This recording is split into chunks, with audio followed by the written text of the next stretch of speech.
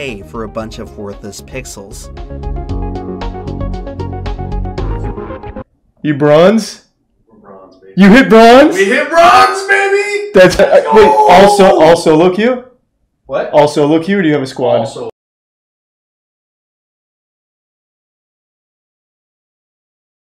The new implement video? Am I not getting notifications for half of my subs? I didn't know he posted a new video. Like within the last week? Oh, within the last day. Jesus Christ, no, I didn't see this. On September 30th, 2010, Valve released an update to their flagship online multiplayer shooter, Team Fortress 2. This update would go on to be so influential that it arguably transformed the core business model of the gaming industry for the following decade. Players can now purchase cosmetic items through in-game microtransactions, but more importantly, they could now trade those items among themselves, and no items were more valuable than unusual hats. I used to love hats when I played TF2. Everyone did. I just hated farming them in those like AFK lobbies. Make the game free to play less than a year afterwards.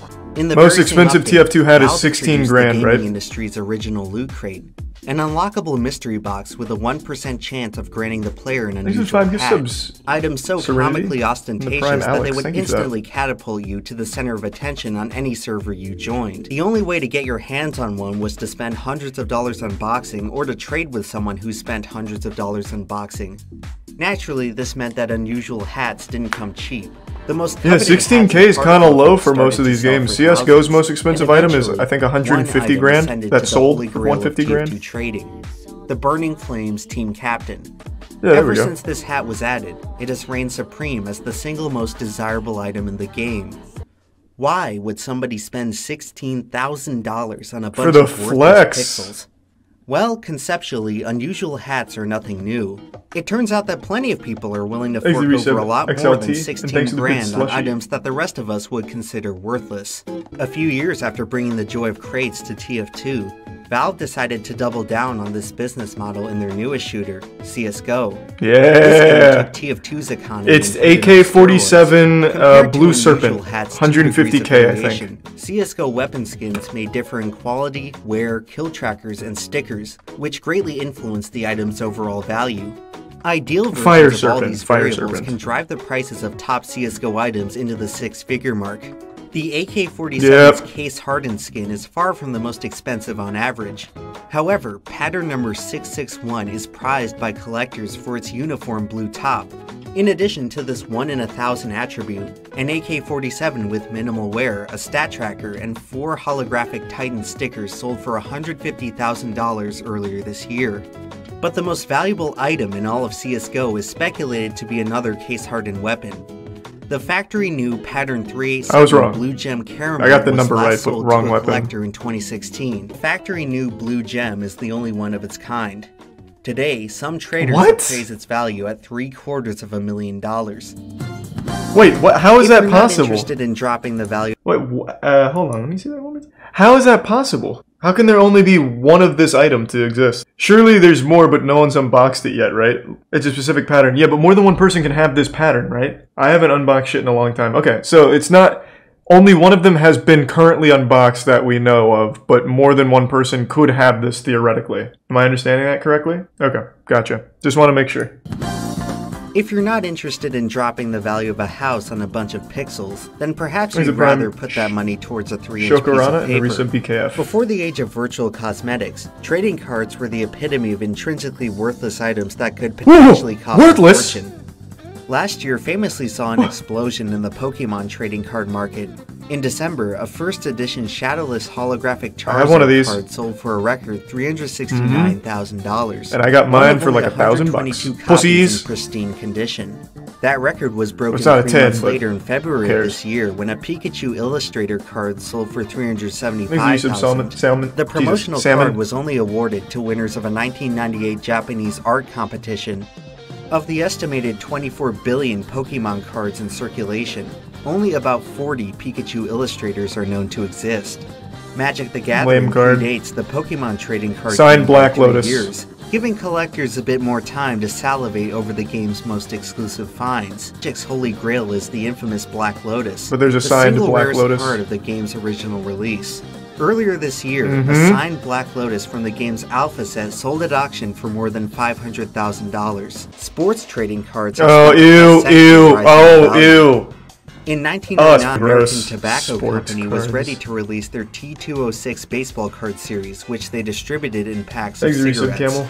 However, prior to the sale, Pittsburgh Pirates shortstop Honus Wagner revoked the rights to his likeness, forcing the tobacco company to remove his cards from circulation. Few as 50 Wagner cards were ever distributed to the public, selling in 1933 for the present-day equivalent of $1,000. Idiots. In 1991, one of 3 remaining mint-condition Wagners was acquired by hockey great Wayne Gretzky for nearly $500,000. Wow. In 2016, another mint Wagner was sold for $3.1 million, a record that stood until just last year. Currently, the most expensive baseball card is a PSA Grade 9 Mickey Mantle rookie card, which sold for $5.2 million this past January. Well, Mike Trout's card sold for like $4 million, right? Dominance in the card collecting market, baseball cards look to soon be surpassed by basketball cards in value. In April of this year, a 1 of 23 autographed LeBron James rookie card tied for the record of... Real quick. Do you guys remember, I think it was like 6 months ago, I really wanted to find my sports card collection because I collected the out of basketball cards when I was a child and obsessed with basketball. Good news, couldn't find any of them. There's an extremely good chance I had some bangers because I remember this series of cards where they have like a little piece of the jersey that you feel and I like this design. I doubt I had this card, but I had definitely cards from this set. Because I remember really liking the tactile feel of being able to touch the shit. And I can't find any of it. I have been so upset about that for the last 6 or so months. I don't know what happened to them. I really don't know what happened to them. But if any of you guys ever see like some old school... I put them in Pokemon binders. If you see Pokemon binders of basketball cards, don't buy any. Just let me know. Because I want them back. Autographs provide collectors with a much more personal touch. I recently started collecting cards from cigar packs of my favorite porn stars. Vary wildly depending on its signee, but the most valuable ones that's more passion. I don't know about investment there, but I like it. In 2017, an autographed copy of Albert Einstein's iconic tongue photo was sold for $125,000. In 2018, a baseball featuring 11 signatures from the sport's original Hall of Fame inductees sold for more than $600,000. However, by far the most expensive autographs are forged out of time. The signature of 16th century poet William Shakespeare has only been identified on 6 surviving documents.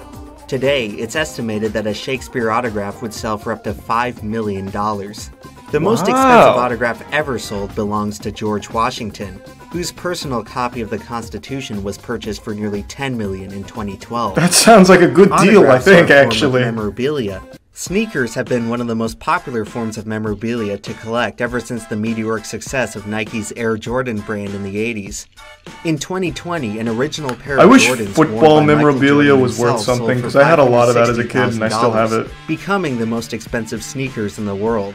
Of course, the decades-long... Actually, give me 1 second. I'm going to look something up. I saw this the other day at my parents' house. I have the Baltimore Ravens Super Bowl ball signature. Hold on, let me find it. When the Ravens won the Super Bowl back in, I think it was like 2004 they won it. Let me see. They had like this commemorative thing. 2001. They had like a commemorative ball where they all signed it, and I have that. I wonder what that would go for. So it's the entire 2001 squad. They all signed a ball. I still have that in a little glass case. Let me check that. You could be lying.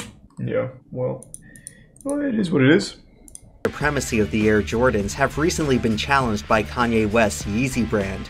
Memorabilia from the most prestigious athletes and artists can fetch a hefty price, but by far the most expensive memorabilia belongs to the whimsical world of cinema.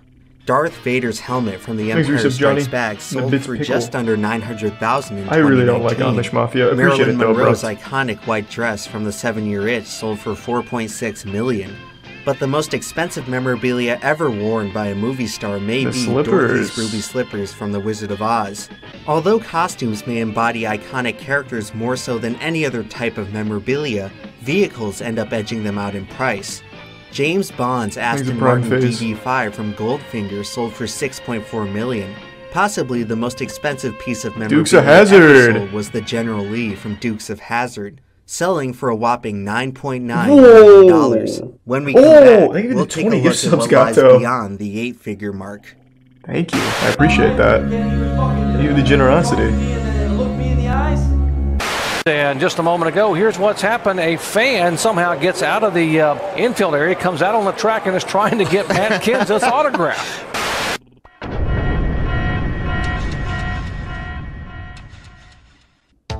I'll let the ad ride for my boy Implement. How can you afford all of these exceedingly rare and special items? Well, everyone, where I get my money isn't important. What is important is where that money doesn't go. We watched it. Paying some stupid bank a bunch of unnecessary fees. Current is looking to change the face of banking, and this card represents your ticket I actually to love Current. more of your money faster. That's a good ad. With Current, you can stop throwing away your hard-earned cash on hidden fees and put that money towards something useful, like expensive collectibles.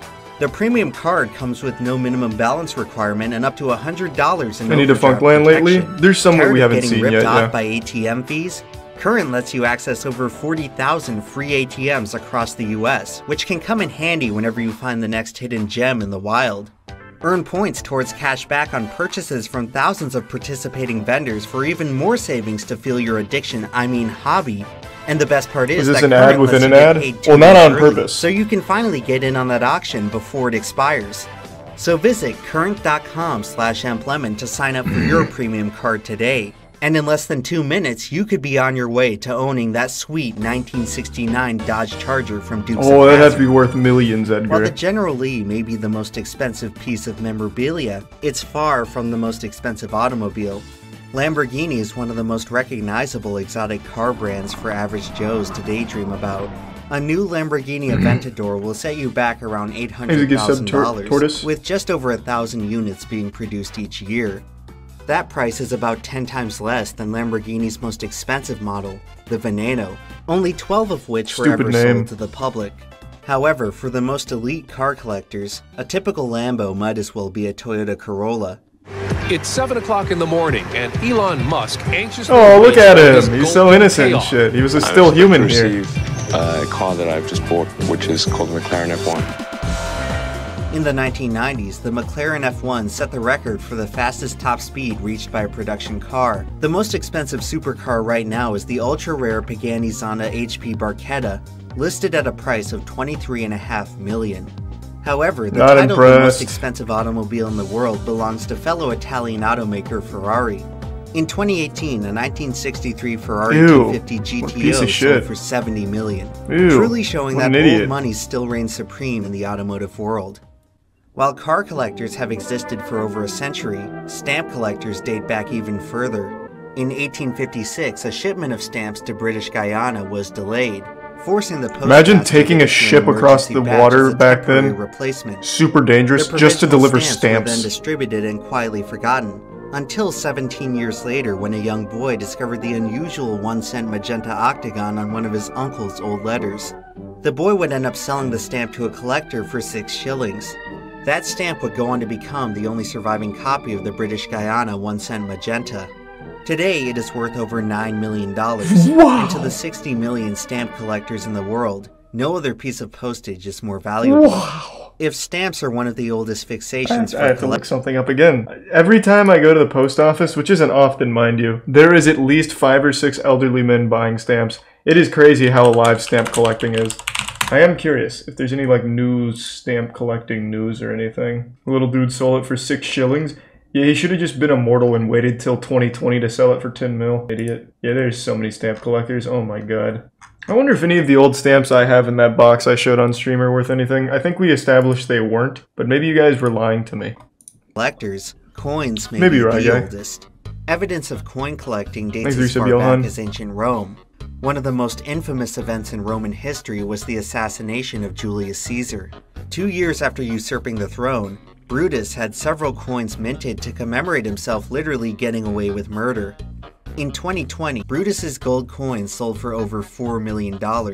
The most expensive coin ever sold happens to be another gold coin, the last gold coin ever minted by the US Treasury.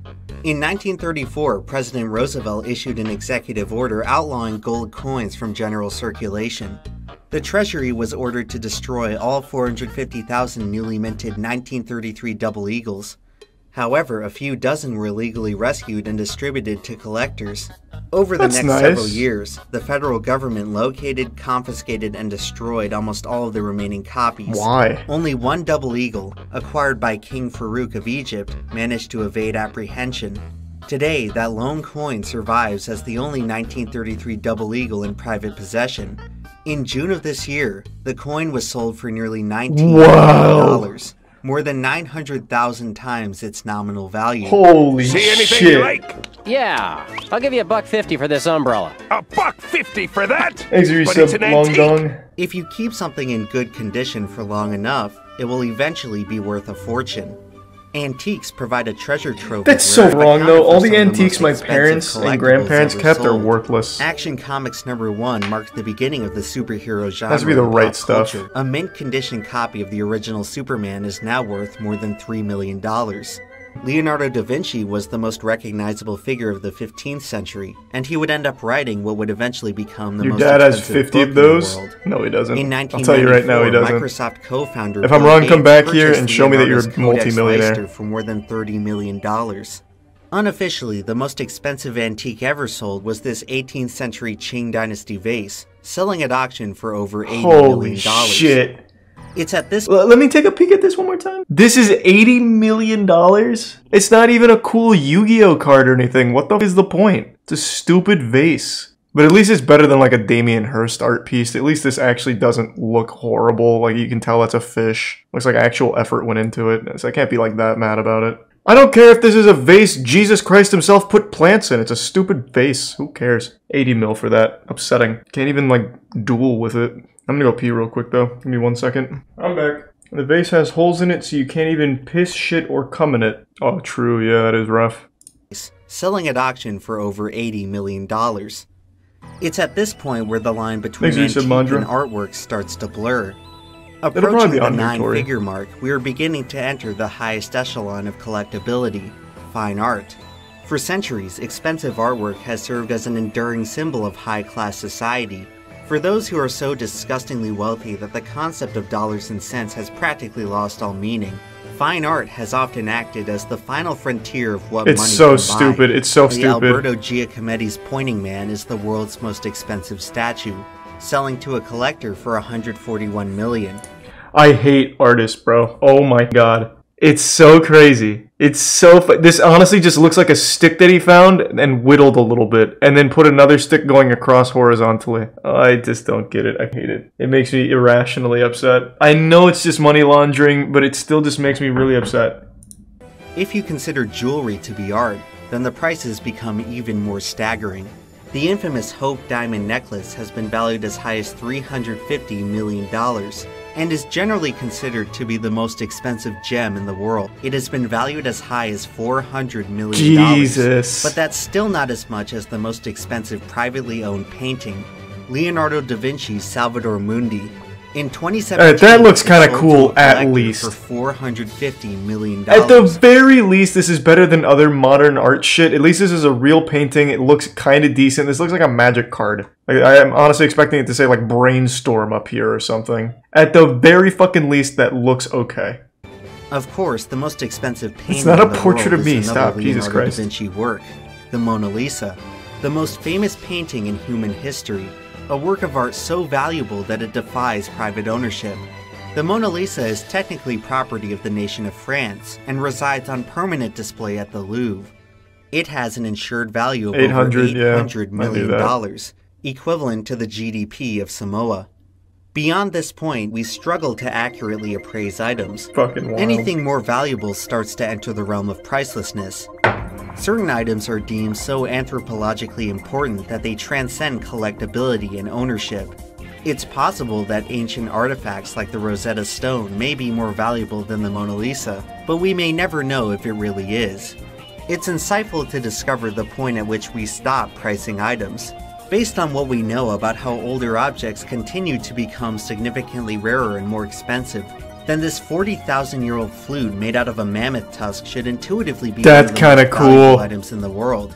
However, the mammoth flute has substantially less fanfare than a Stradivarius violin. True, despite the flute being 100 times older. When I was a kid, I used to collect 1/64 scaled NASCARs, and I can truly say that it was one of the most satisfying and rewarding hobbies I've ever participated in. But why exactly do I collect so many of us Yu-Gi-Oh find cards. I finished so my rewarding? collection. The psychology of collecting is not very well understood, but our obsession with rarity may result from our brain's innate desire to seek out the extraordinary. Obtaining food is no longer the satisfying challenge that it once was. Hey, speak for yourself. Food's still pretty cool. To recreate the rush of discovering have you had potato pancakes in the wilderness. The subconscious desire to recapture our foraging roots may be but a microcosm of a far greater desire to recapture our tribal roots. Today, we live in a very alienating society, a far cry from the tightly knit clans which our ancestors occupied. When we spend $400 million on a painting, or $9 million on a stamp, or $150,000 on a virtual gun, we are not just buying a rare item. In many ways, we are buying into the community that comes with owning a rare item. Well, I can't imagine. Foraging and I don't know about that. I feel like if someone bought the 150k CSGO skin, the community would collectively laugh at them and insult them. You're buying in to make the community laugh at you. You become a lol cow for the community that you dumped that money into. I feel like that's not super accurate. Maybe for art, because you're already part of the elite vampire interdimensional time-traveling weirdos or whatever. Maybe there, I guess, for the money laundering. But as far as like video games go and shit, if you're buying a $16,000 TF2 hat, $100,000 CSGO skin, you are just going to be laughed at and ostracized by the community. At least that's what I imagine. Historic times was as much of a social event as it was a day-to-day task. It provided people with constant opportunities to demonstrate their usefulness towards their peers. Foraging allowed people to feel valued by the community around them. We now live in an era where the average person has arguably never felt less valued. For many, joining a niche subculture is their only way to rekindle feelings of esteem and belonging. For collectors, it's a matter of finding a unified culture, one which truly represents their ideals and motivations. This may help justify why a 400-year-old violin is so much more desirable than a 40,000-year-old flute. People admire Da Vinci, Michael Jordan, Superman. Maybe if we own an iconic piece of them, we can be admired too. While the impulse to collect once helped us gather survival resources, today it may be helping us gather social resources, which many are now finding more scarce than food, water, and shelter. For some, collecting rarities is the first step in connecting with others and engaging with an exclusive culture. The rest of us may consider it a waste of money, but for certain collectors, belonging to something meaningful is worth every penny.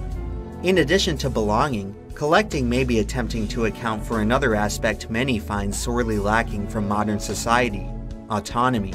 With each passing year, the world around us gets more complex, more chaotic, and more unpredictable.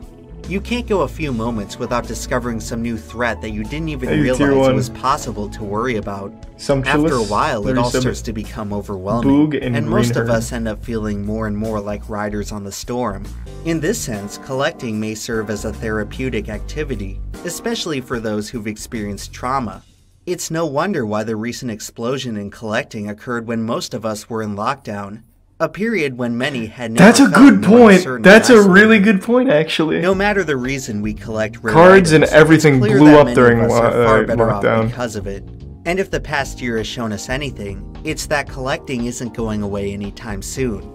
In the time I've been working on this video, several of its records have already become outdated.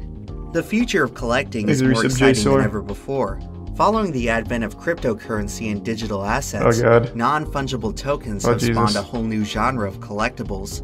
In June of 2017, creative studio Larva Labs released CryptoPunks, unique CryptoPunks for free on the Ethereum network.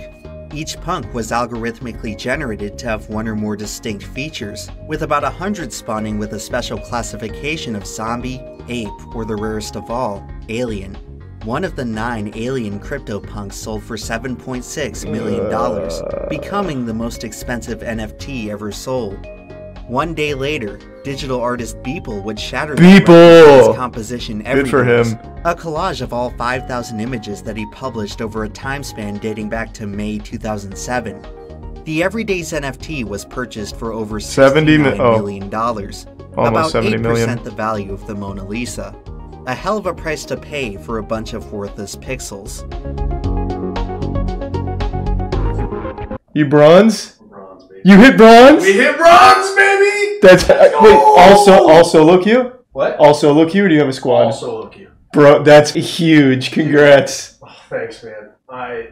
It got nerve-wracking, but we're there. Nice. We've had 3 wins in a row. You're cooking. We're cooking, baby. That's big. Meet the #1 gigolo in Japan, Akuya Kun. Oh, haven't we seen that? Yeah, we watched this. This guy's awesome. And then we watched the other guy. And this guy has a watch that was from Cristiano Ronaldo. Like him and Cristiano Ronaldo have like the only 2 that watch in the world or something crazy. Gas station encounters. I also don't like gas station encounters. I just find it really boring. Every video we've ever watched from gas station encounters is always the same thing. This guy took a drink of orange soda and put it back. And now he left. If you know this man. Like that's every video. About looting lottery loser. He is going to exit the bathroom. He's still drying off his hands. Now, he is looking around for our lottery cards because, you know, he's a lottery player. Now, he's still looking around. He can't find them. And he's going to make his way over here. And it looks like he spotted them. So he's going to reach his intonation is also really frustrating. It's like chills. Pull out a big but for gas stations. Of losing lottery ticket. So he makes his way towards the lottery checker so we can check some of those tickets here to try and pick some winning numbers.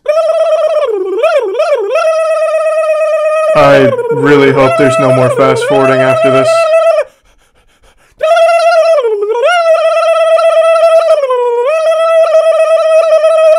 So he's finally done, and it's time to make that purchase. Alright. Quarter. Jesus Christ. It's really getting wild now. Are you doing card or cash for these? He comes over here to the hostess rack. He pulls out a Reese's cake. He's going to look at it, and he's going to decide, Jesus Christ. I don't really want that. So, towards the candy section. Has he done anything wrong yet? Am I missing something? Has he done something wrong? The counter. Yep, he's busy. Let's do a double look. Yep, okay, he's still on his the little Debbie rack. He's going to grab He's literally shopping. Cake. Good choice. He's just shopping. Rack. No, I don't really want anything on the hostess. Here, I don't want to know how much longer it is. So, he's going to take that zebra cake. We're going to finish it. His left pocket along with those Chat M&Ms. spams gas station encounters all the time, and this is every video on this channel. Pack of M&Ms. I want to steal from there. Why is this so boring?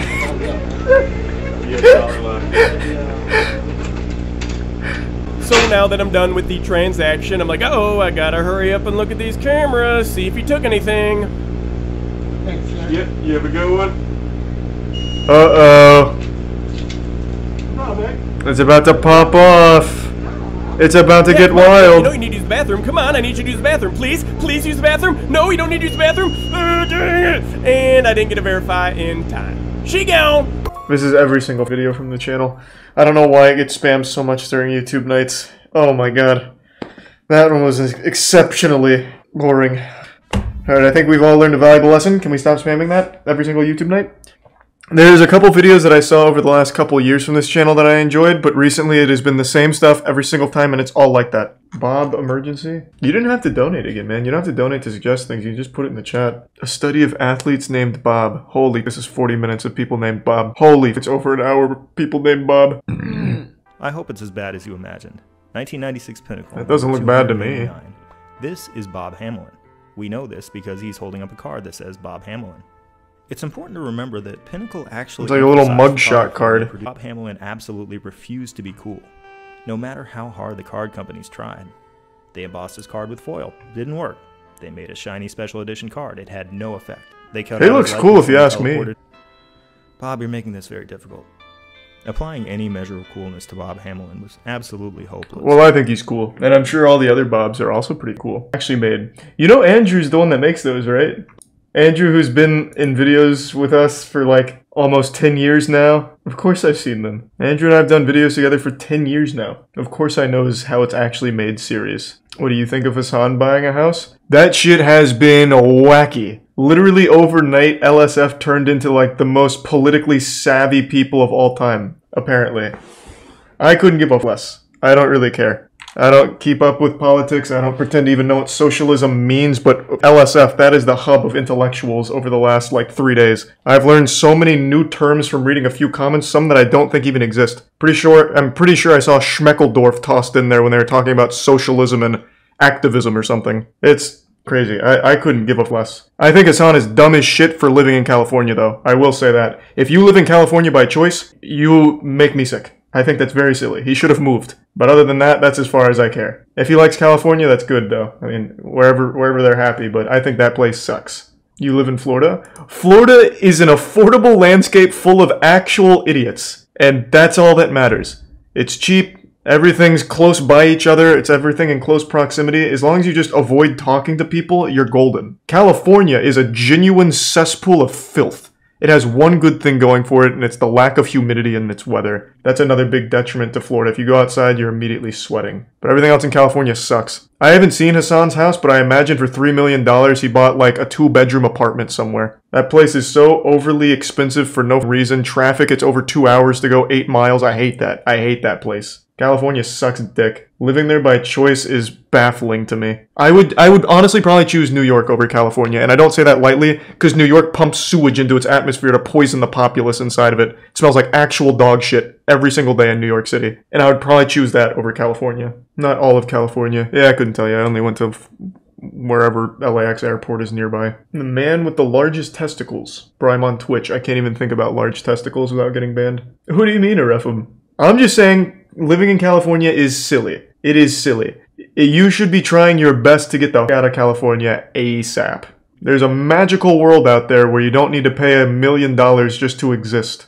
You also get paid more here, which is worthless when the cost of living is so high. California equals LA. To me it does. That's all I've ever been there. So I'm gonna put that across the entire state. Yeah. Muscle man. Okay. Eating over 2 pounds of ketchup. Hey, Muscle Man. Again. Today we're gonna eat a whole bottle of Heinz tomato ketchup. It does slap. 0.6 ounces. Bottoms up, yum yum yum. Reminds me of the mustard video I did. 5 pounds of mustard, 6 bottles of it. It's in my playlists. That's a lot of mustard. Playlist. Let me crack the seal and get down to business.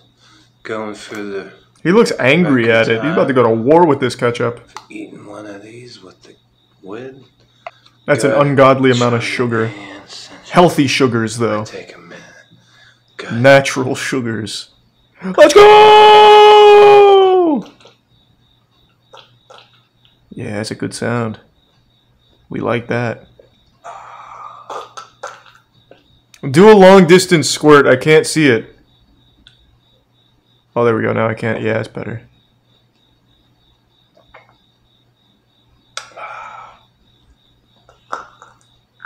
Give it the gas.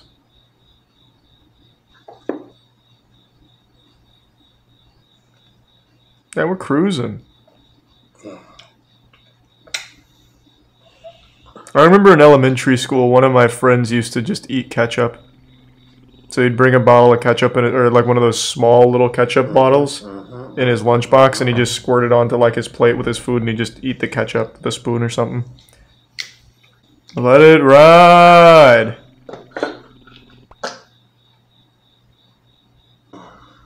Alright, pretty good, pretty good. Got it. Keep on chugging it. Yeah, keep on sending it.